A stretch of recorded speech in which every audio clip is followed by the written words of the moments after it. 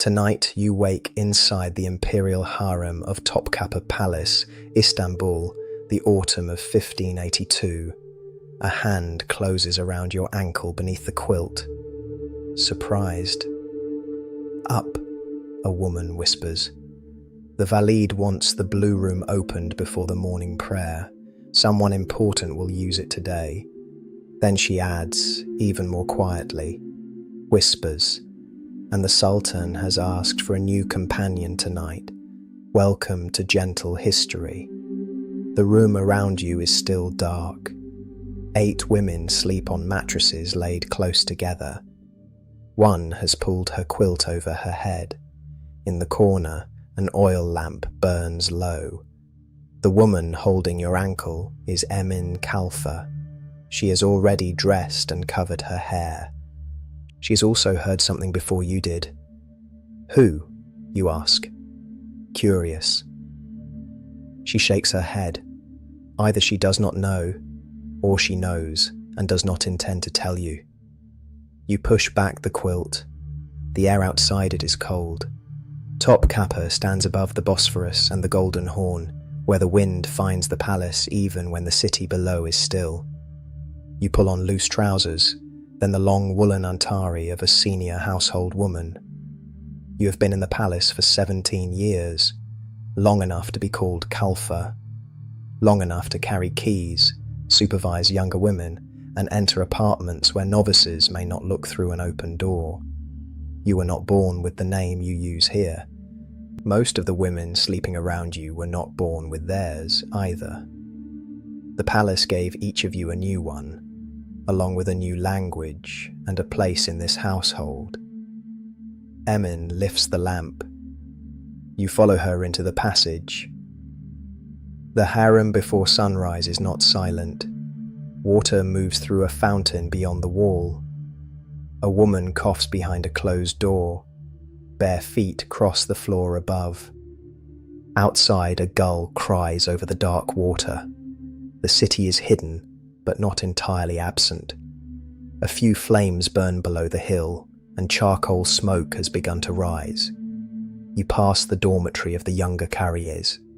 The door is open. 2 girls are already rolling mattresses and stacking quilts inside a wooden chest, while an older woman checks the floor for pins. One girl works quickly, the other is new. She arrived less than a month ago and still turns whenever she hears a word that sounds like her first language. Her palace name is Shebnem, though she does not yet answer to it every time.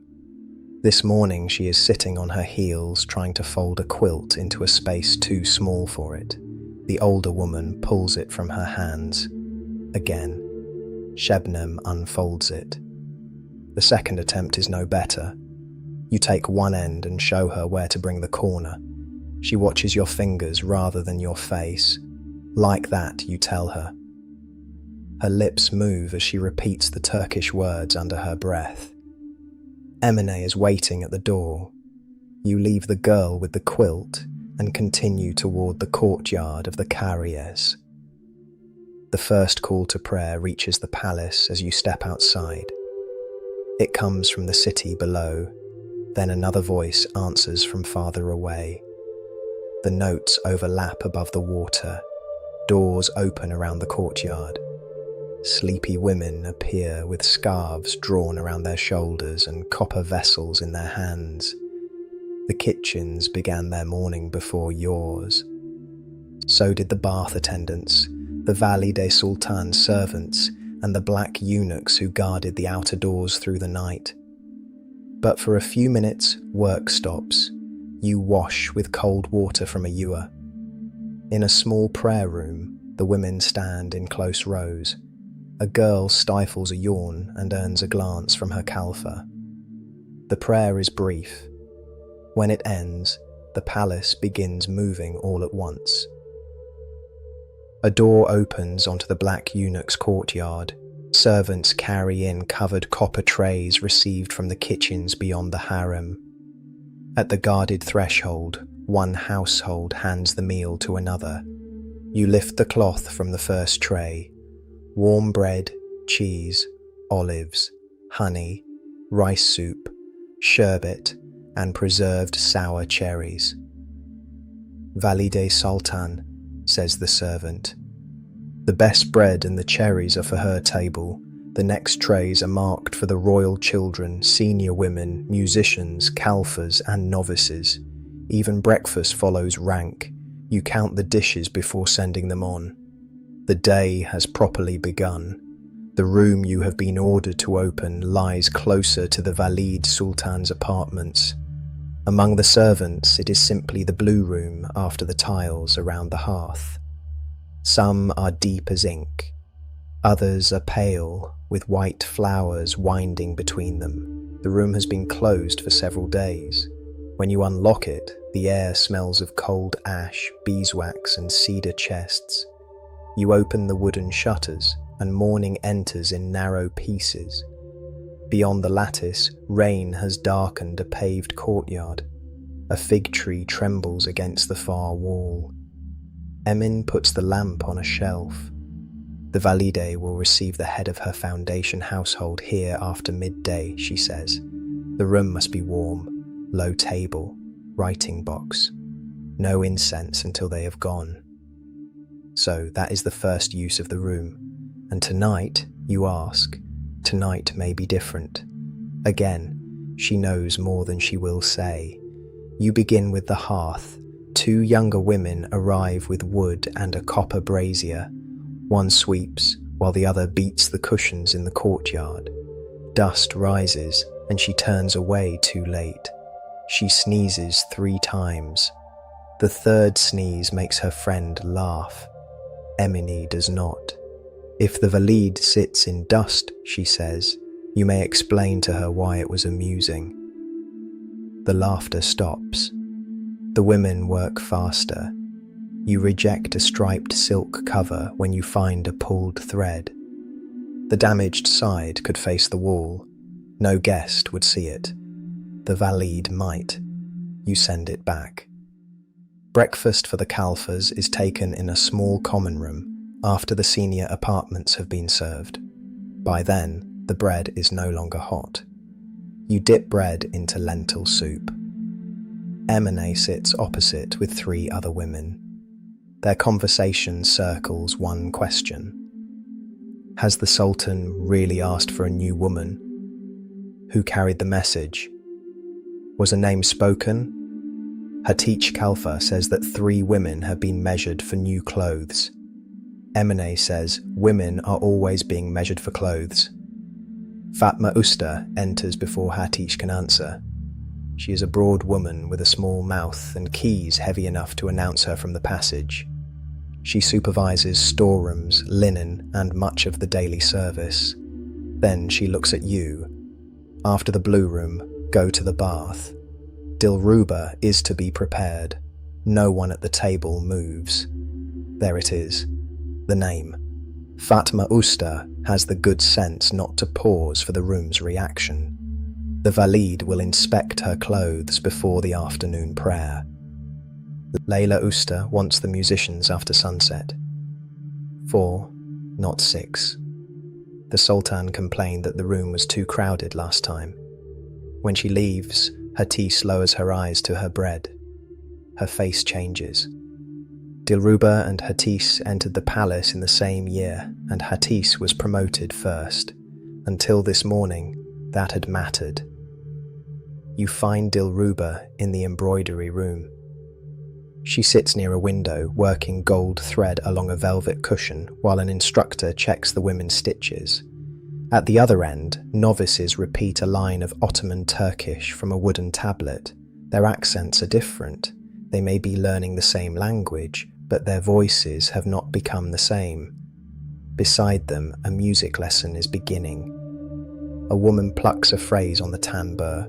Her student listens, misses one note, and begins again. She learns by hearing and repeating. Most women here will never share the Sultan's bed. They will sew, sing, keep accounts, manage linen, supervise baths, teach novices, serve a princess, or run another great household after being freed and married. Still, everyone knows that attention can change a life. Dilruba looks up when your shadow crosses her work. She is perhaps 20, with dark hair, grey eyes, and steady hands. She has been here 6 years. Fatma Usta wants you in the bath, you say. The gold thread stops between her fingers. Around her, needles continue moving. Now, now. She sets the frame down carefully. The woman beside her smiles, but Dilruba does not. When she stands, the hem of her dress catches beneath her heel. It is the only sign that she is frightened. The harem bath is already warm. Steam softens the tiled room. Water runs into marble basins. Attendants carry copper bowls, cloths, patens, and soap. Near the entrance, one child splashes his nurse while another howls as though bathing were a form of execution. Farther in, a princess sits on a heated platform while an attendant combs oil through the ends of her hair. Belts and silk outer robes have been left outside, but rank remains. One woman has 3 attendants. Another washes herself. Dilruba is taken into a smaller chamber. You check her towels, clean shift, trousers, and the finer bundle waiting for the Valide's approval. An attendant pours warm water over Dilruba's shoulders. She flinches. Too hot? The woman asks. Dilruba shakes her head. The attendant rubs her skin with a coarse mitt, then washes and combs her hair. The final rinse smells faintly of rose. No one says the Sultan's name.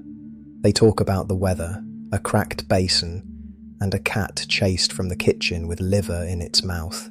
Dilruba laughs in the right places. When the others move away to fetch clean water, she reaches for your wrist. Her hand is wet and surprisingly cold. What happens if I displease him? You could tell her not to worry. It would be kind, and it would be useless. Listen when he speaks, you say. Do not hurry to fill a silence. If he asks for music, tell him which songs you know. She studies your face. Did he ask for me? This question is harder. Perhaps the Sultan noticed her during music. Perhaps the Valide put her name forward. Perhaps both are true. Your name was given, you say. Dilruba lets go of your wrist. The attendants return, and bath conversation begins again. Near midday, the harem grows louder. The younger women have lessons, kitchens send up trays, and children appear where they should not. You catch a boy sliding a walnut along a fountain channel. His nurse reaches him a moment later. Give it to me. He closes his fist. It will block the water. He puts the walnut into his mouth. The nurse looks at you. You look away before she laughs. In another passage, a sleeve trails from a basket of laundry. You tuck it back as the women carry it past. Even your rank does not open every door. The Valide Sultan arrives at the Blue Room shortly after midday. Valide Sultan walks in, supported lightly at one elbow by her chief attendant. Her deep red dress is lined at the neck with fur. The women behind her bring a writing case, a purse, and a covered cup. Everyone bows. Nurbanu sits on the divan and presses the cushion you replaced. She says nothing. That is praise enough. Men from one of her charitable foundations in Üsküdar wait outside the harem. Their account books and petitions pass through the guarded threshold and into the Blue Room. The Valide opens the first account. For most of the next hour, she discusses bread. How much wheat was bought, what the miller charged, how many loaves went to the poor, whether a widow received the payment owed to her. Her questions are written down, carried out through the guarded door, answered and brought back. One price is copied incorrectly. Nurbanu notices before the scribe does. When the brazier smokes, she looks toward you. You adjust the charcoal and open the shutter 2 fingers wide. She returns to the price of wheat. When the business is finished, the books leave and the room changes purpose. The low writing table is removed. Fresh sherbet arrives. The chief attendant brings in 3 bundles of clothing. Dilruba is waiting outside. Her hair hangs in one heavy braid beneath a plain veil. If her hands were still, she might look calm. The first dress is green silk, with sleeves too heavily embroidered for the Valide's taste. No, Nurbanu says. The second is pale gold. Nurbanu considers it, then asks Dilruba to turn. Dilruba turns. The room watches the cloth and how she moves beneath so many eyes. The blue, Nurbanu says. The third dress is the dark colour of the Bosphorus under cloud, with silver at the cuffs. Dilruba puts it on behind a screen. When she returns, Nurbanu asks her to sit. What can you play? Tambur, Valide Sultan. Well? Dilruba hesitates. Well enough not to shame my teacher. One of the older women almost smiles. Nurbanu does. And what does your teacher say? That I hurry when I am nervous. Then do not hurry. Nurbanu selects small pearl earrings and a silver belt from the open box beside her. They are beautiful, but not so grand that they announce a rank Dilruba does not yet hold. As the box closes, a raised voice comes from the passage, then another. Nurbanu's smile disappears.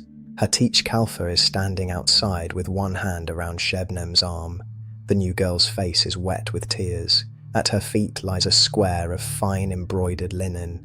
Accusing, I found it in her bedding, Hatice says. The cloth belongs to Dilruba. You recognize the small red flower in one corner. Dilruba uses it to wrap her combs. Shebnem is trying to explain, but fear has broken her Turkish into separate words. Pleading, not take, she give. Yesterday, carry, I forget. Hatice tightens her grip. She says Dilruba gave it to her. Dilruba steps into the passage, still wearing the blue dress. For a moment, she does not understand what she is looking at. Surprised. Then she sees the linen. I did give it to her, she says. Yesterday, I sent her for orange blossom water. Hatice releases the girl. Shebnem rubs the place above her elbow. Hatice's face has gone pale. She looks from the linen to Dilruba, but it is too late to pull the accusation back. Fatma Usta appears from the far end of the passage. She takes in the blue dress, the crying novice, the linen on the floor, and Hatice's expression.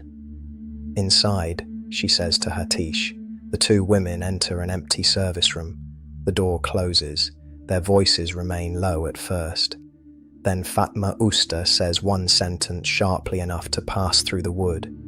If Dilruba's good fortune angers you, say so. Do not call a frightened girl a thief. Silence follows. The door opens a minute later. Hatice walks past without looking at anyone. Shebnem is still crying. Dilruba picks up the embroidered cloth and places it in the girl's hands. You did forget it, she says gently. So next time, do not forget. The girl nods hard enough to make her veil slip. Nurbanu Sultan has watched the entire scene from the blue room. She calls Dilruba back inside. You find Hatice later near the laundry court. She is folding sheets with more force than necessary. You work beside her. The sheets smell of soap and cold air, and some have been mended so often that the patches form a second pattern. Hatice says nothing until the basket is nearly full. I am to be married. You stop folding. Who told you? Fatma Usta, a cavalry officer attached to the palace, a widower. To leave service honourably usually means freedom, a dowry, gifts, and a marriage arranged within the palace world.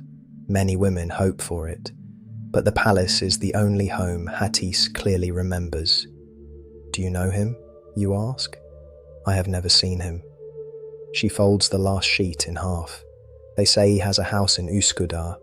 On a clear day, Üsküdar is visible across the water, close enough to point at, far enough to be another life. When, before winter, you finish the basket together. When you lift it, Hatis takes the heavier end. The afternoon prayer divides the day. Afterward, children sleep and women repair stockings or pick stones from rice. In the musician's room, preparation has begun. Leyla Usta has chosen 4 women just as Fatma ordered. Tanbur, kemense, def, and voice. She makes them begin the same piece 3 times because the singer enters too early. On the 4th attempt, the music finds its shape. The melody moves through the room without needing to be loud. A fountain answers between phrases. Women passing in the corridor slow for a few seconds, then remember where they are going. Dilruba waits behind a screen, practicing the position of her hands. "Stop touching the belt," you tell her. She drops them. 3 breaths later, her fingers return to it. You move the belt half a finger lower and fasten it again. There. Now, if you touch it, at least you can pretend I tied it badly. She laughs. This time, the laugh is real. Before sunset, food arrives for the evening meal. Covered dishes arrive with chicken, rice, stewed quince, spinach, bread, and yogurt. The food has travelled from the great kitchens into increasingly private hands. You inspect each dish. The better dishes continue toward the Valide's apartment and the Sultan's privy chamber. The ordinary household eats earlier, in groups. You take your meal standing in a service room, using bread to lift rice from a shared plate. There is no time for the spoon beside it. Hatis does not appear. Shebnem sits among the novices. The girl beside her whispers the names of the dishes in Turkish. Shebnem repeats each one, then points at the stewed quince and asks again because she likes the sound of the word. Dusk turns the courtyards grey. Lamps are lit along the principal passages, but not everywhere. Oil is counted. Beeswax is expensive. Beyond the important apartments, 1 lamp may serve an entire stair. The clothes Dilruba wore during the fitting have been brushed and put on again. Her hair is dressed with a few pearls. Rosewater touches her wrists and the hollow below her throat. An older Kalfa checks her nails, her breath, her cuffs, and the soles of her slippers. Leyla Usta reminds her where to stand during the music. Fatma Usta tells her not to speak unless addressed. Then Nurbanu Sultan enters. She looks at Dilruba for a long moment. "If you are asked to stay," she says, "you will stay. If you are dismissed, you will return without tears. Do you understand?" "Yes, Valide Sultan. Say it as if you do." Dilruba lifts her eyes. "I understand." Nurbanu nods. The order is given to move. You walk with a small group into the passage later called the Golden Road. It is not made of gold. The corridor turns between the dynasty's private apartments. Whatever stories its name will gather, tonight the walls are plain in the lamplight. Your slippers make almost no sound. You glimpse the Valide Sultan's courtyard, then a dark stair climbing toward the royal rooms. A black eunuch waits at the guarded boundary near the Sultan's apartments. He receives the message, disappears, and returns. The musicians may enter. You go with them because you carry a covered sherbet tray, and because a familiar Kalfa must remain near Dilruba until she is dismissed or summoned farther inside. 3. Murad's privy chamber is warmer than the passages. The room is almost square, rising beneath a high dome. Blue, white, and coral red Iznik tiles cover the walls with flowers and curling leaves. A great hooded fireplace stands on one side. Opposite it, water moves through a marble fountain. The fountain fills the pauses between quiet voices. The Sultan has not yet arrived.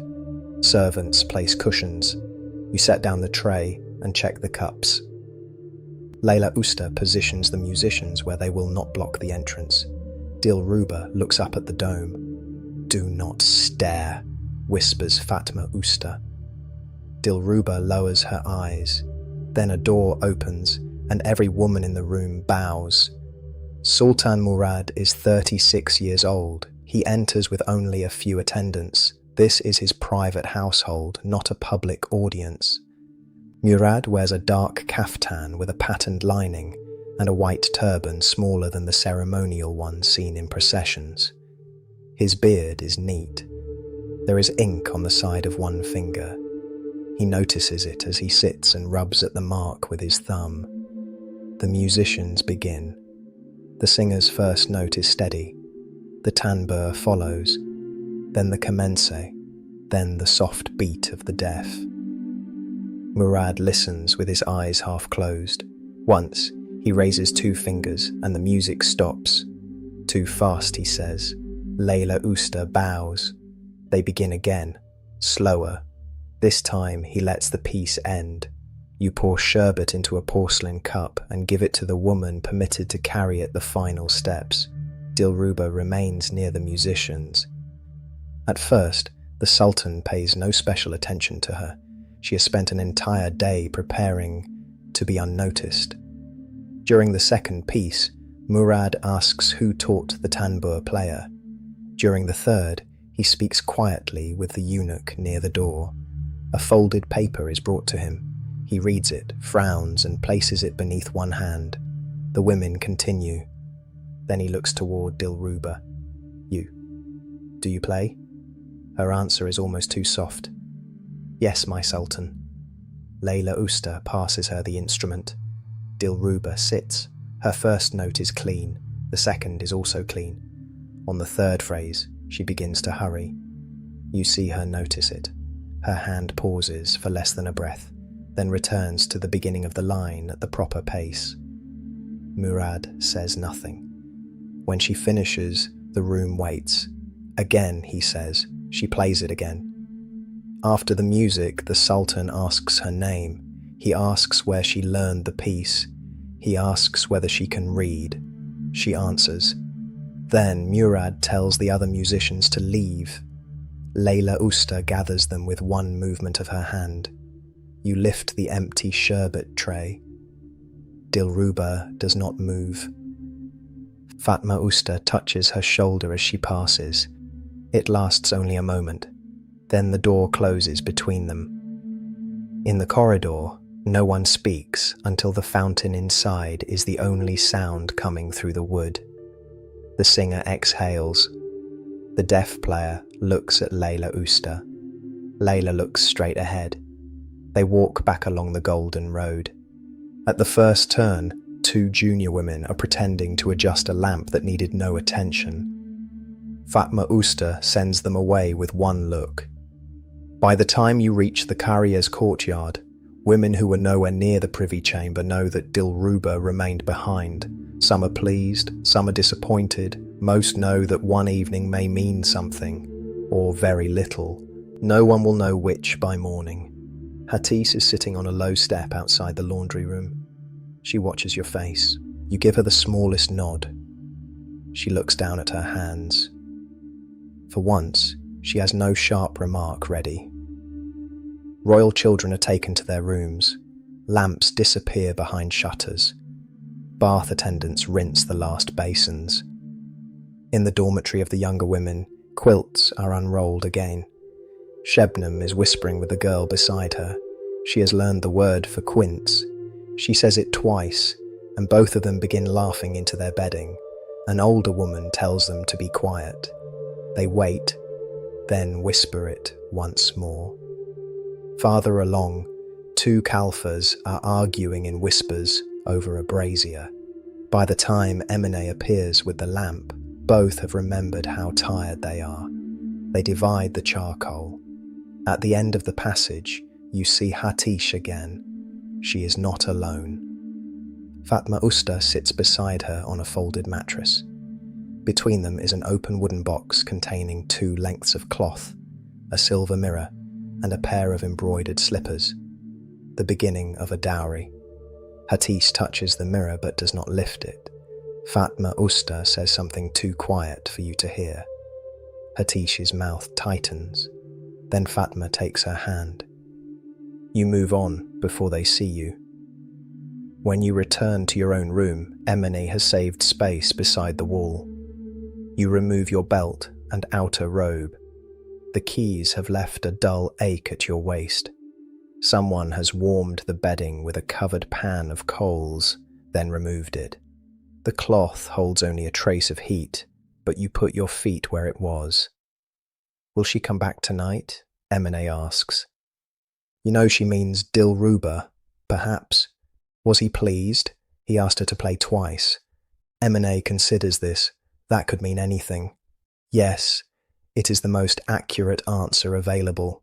The lamp is lowered. Women settle around you.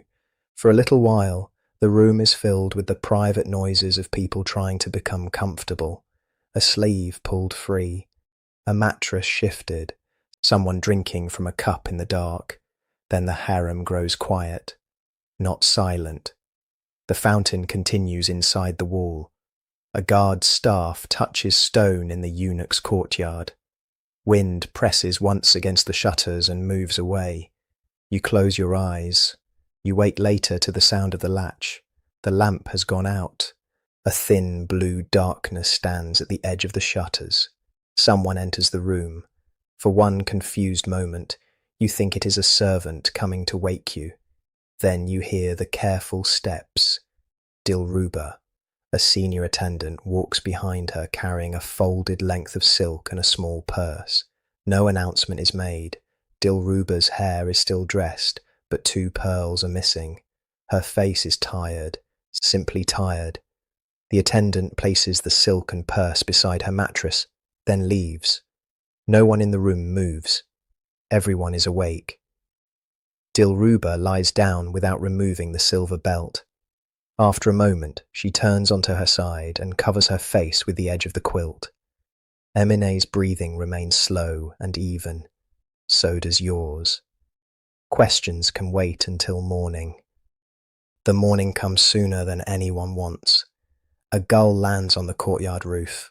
Water is poured into a basin. From the palace kitchens, the first smoke rises into a pale sky. One by one, the women sit up. Dilruba is still asleep. Fatma Usta enters, sees the folded silk beside her, and says nothing. She tells the others to dress.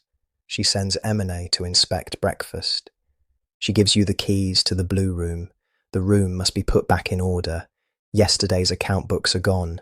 The brazier is cold. You open the shutters. Below the hill, Istanbul has already begun. Boats cross the water. Shop doors lift. A line of pack animals moves near the shore, too far away for their bells to reach you.